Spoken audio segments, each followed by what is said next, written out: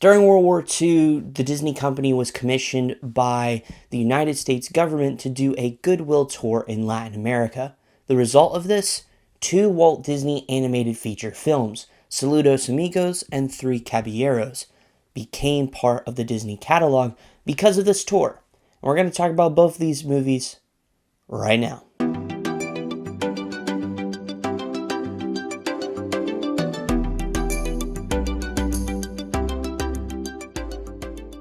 Hey friends, welcome to the Disney Pastor. I'm your host Tim, and I talk all things Disney, which includes Walt Disney animation. Let me know your thoughts down in the comments below. I have a question for you right now, which is, have you seen either of these movies? Because they're not really talked about, at all. Without further ado, I'm going to talk about the good, the average, and the bad. Let's go ahead and dive into both of these movies, because they are interesting, to say the least. Ooh, that's good. Let's start off with the good of Saludos Amigos. Now, this movie has some decent moments here and there, but one thing that really stands out is the educational aspect of this one. While Three Caballeros is definitely more entertaining and more fun, this one has a more educational trip recap, almost documentary sort of style, with of course a Disney flair, and that being animation, and characters like Donald and Goofy both make a guest appearance, so to speak. One of the things that makes it educational is they really showcase different parts of Latin America and culture of the time period. Remember, this was made in the 1940s, so there is some stuff that still is the same, but there is also stuff that's changed in almost 100 years later. It has fun moments, and you can learn a thing or two from this one. Although probably my favorite thing with this one in particular is the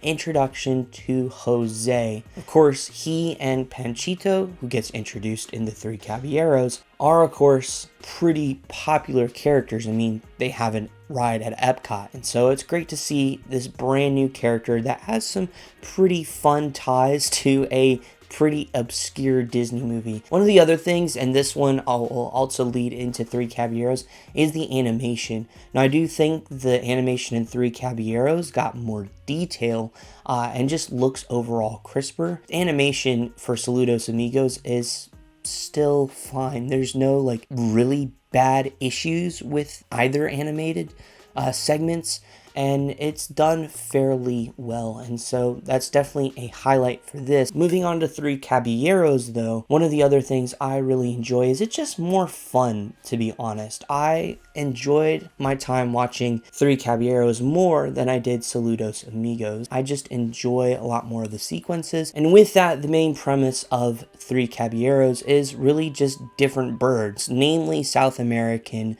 Latin American birds, but at the same time, you also have Donald Duck be the main star of this movie, which is cool because one, Donald is probably my favorite of the, Mickey and Friends characters, but a lot of times we see Mickey as the main character, and other than maybe Goofy or Donald shorts, they don't really have leading roles in any major Walt Disney animation picture until this point, right? I mean, obviously Mickey had his little segment in Fantasia, but that's about it for Mickey. Donald is the leading character of this story.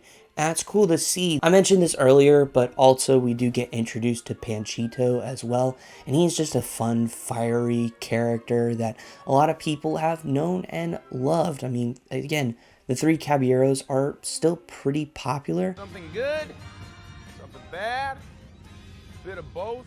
For the most part, these are pretty average to below average Disney movies, and it's not really a knock against them. It just is what it is.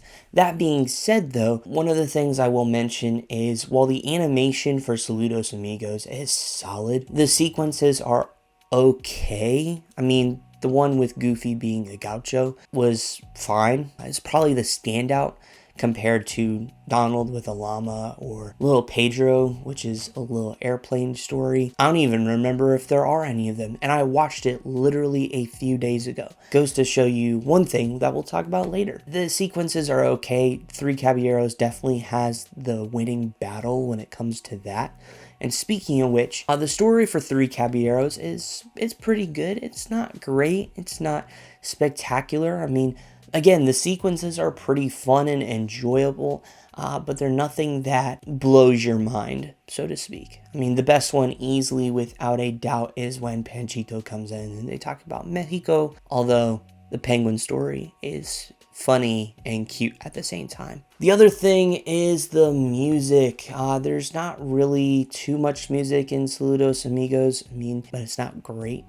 And the same goes with, of course, the Three Caballeros. Of course, the standout there is the name of the song based off the title of the movie, which is The Three Caballeros. It's an iconic song. One of the other things, too, that I think a lot of people also forget, and I also forgot about this, too, with Three Caballeros, is they do have some animation live action sequencing.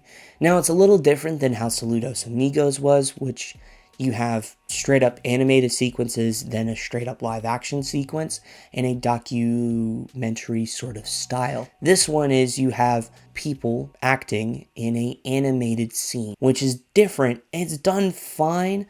Some of it's weird, and I'll get to that when it comes to the bad, because some of it is just very overblown. It's not a standout. It's not something that's super memorable in my book. I have a really bad feeling about this. Last but certainly not least, let's talk about the bad stuff. The story for Saludos Amigos it's just not great. I enjoy history. I like learning new things. I like learning culture, but I don't think they did it in the most entertaining way. The best way to put it is it kind of feels halved. Like minimal effort to get the job done is kind of how I feel with this one. Three Caballeros seem to have a lot, and I mean a lot more attention to detail. Saludos feels very incomplete. Like they could do probably a much better job with it than they did initially. And it's not to say they didn't try new things, because they definitely did. This is very unique in terms of Walt Disney Animation catalog. I mean, they're trying something new, which always do that. But the risk here doesn't pay off. And the other thing is too, is that it's just not memorable. You take a look at years and years of Disney animated movies, and there are such memorable moments, mainly because of the fact that Disney has such a high bar of a lot of their movies. And so when stuff goes below that, or as I mentioned earlier, feels incomplete, you definitely can notice it. And so it just feels like the ball is dropped, and it's just forgettable and not something that you're like, oh, remember that scene from Saludos where da da da da. You don't hear that.